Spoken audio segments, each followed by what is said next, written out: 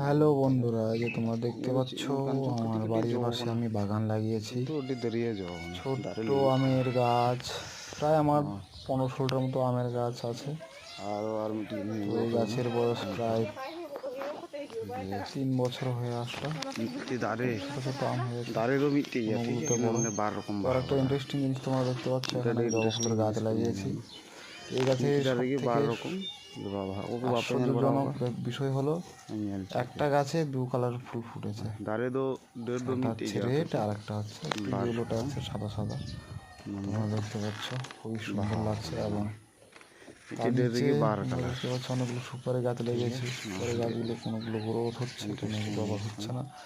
যাই হোক, হবে এক সময়, সেটার আশায় আছি। আম গাছগুলো তোমরা দেখতে পাচ্ছ এবং কলা গাছও লাগানো আছে। এবং তার পাশে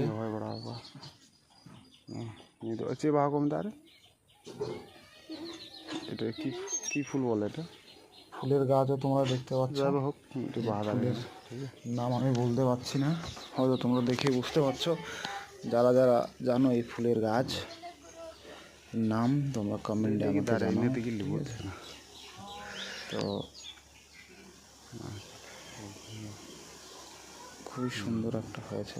থ্যাংক ইউ গাইস।